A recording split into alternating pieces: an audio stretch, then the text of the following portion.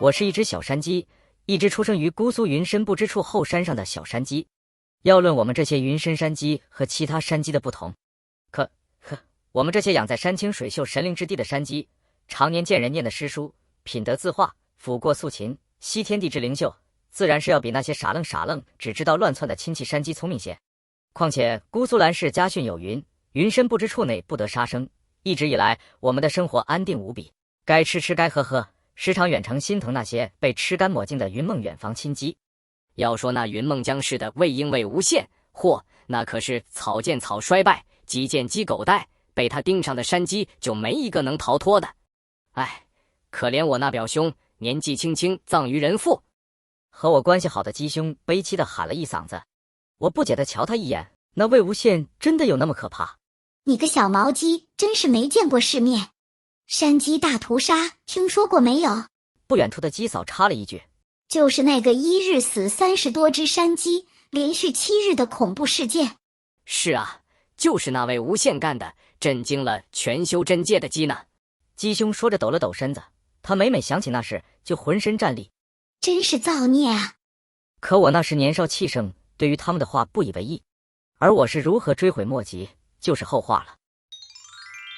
我是一只小山鸡，上月中旬，鸡兄转告我说，最近来了个紫衣怪人，云深不知处内也就那人最闲了，整日摸鱼抓虾爬树戏水，在后山上蹿下跳，还总跑到林子里来闹我们。我的小伙计们都吓坏了，白日不敢出来，生生被逼成夜行性动物。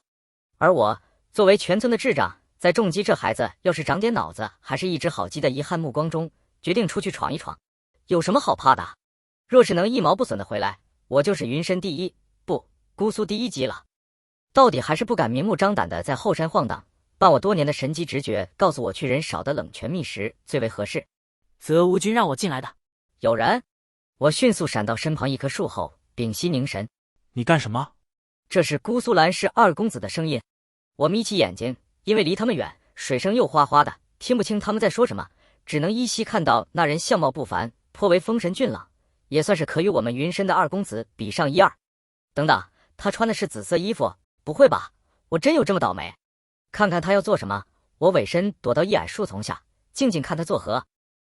怎么能把衣服脱得满地都是？看看我们兰二公子，衣服配饰收得整整齐齐，你这样简直毫无雅正。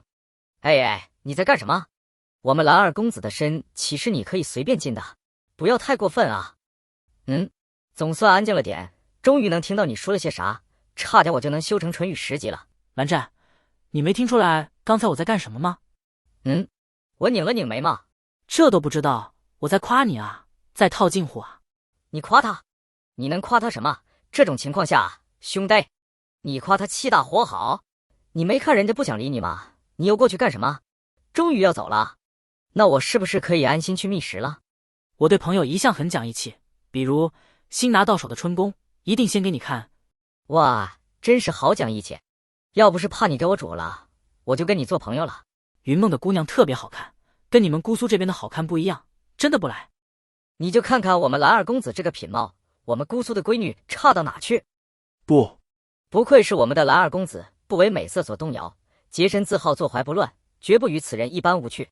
你这样拒绝我，一点面子都不给，不怕我在走的时候顺手拿走你衣服吗？喂，你在说什么？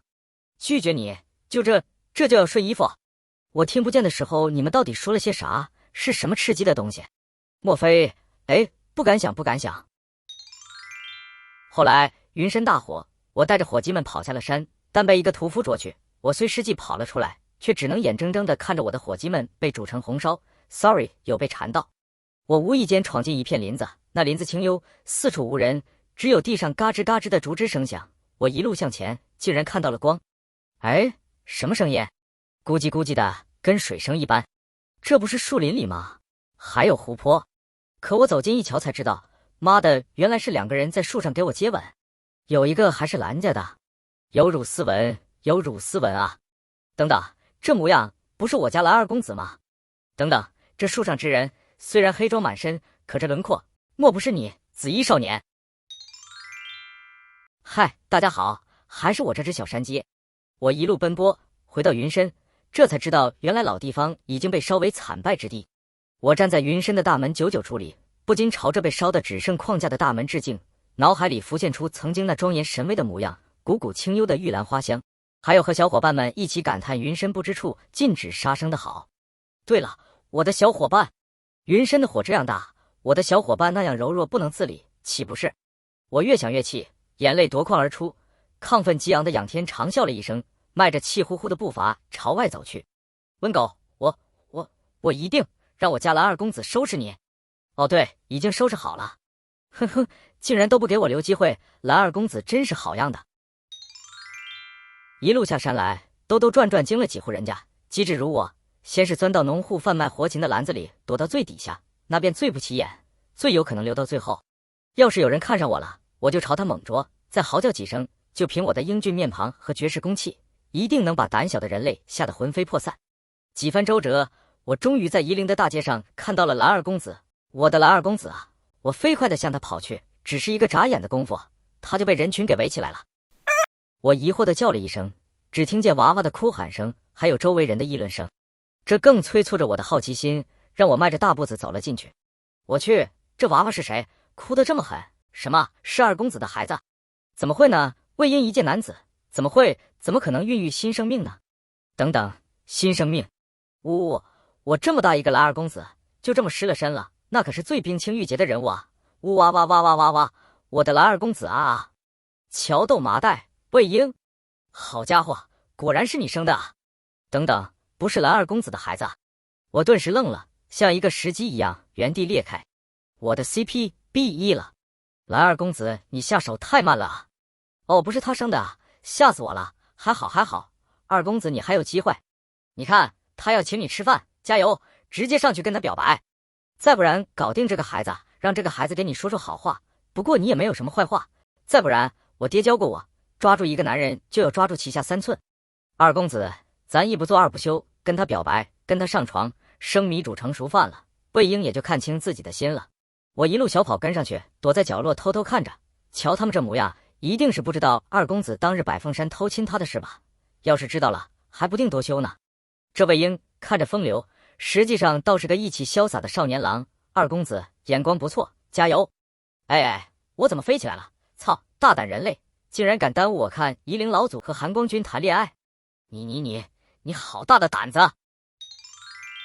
我终于狼狈地逃了出来，在那农户那待了好些年，终于回到了夷陵，只是场面有些不大一样，血雨腥风，乌云蔽天，刀光剑影的厮杀不断。我愣然在原地看着那熟悉的身影，不禁捏了一把汗。转瞬之间，白衣沾血的少年拖着一条受伤的腿，撑着碧尘跑去，一把弯过魏无羡的臂弯，带着他跑进洞穴中暂避风头。我跟了上去，却被感动的眼泪扑簌簌的往下掉。我的 CP 太感人了，可却依旧避免不了被BE的结局。我怎么也不敢相信，我的韩光君为了夷陵老祖打伤了33位长老，蓝起人勃然大怒将他带走，而我也忽然被一股狂风刮走。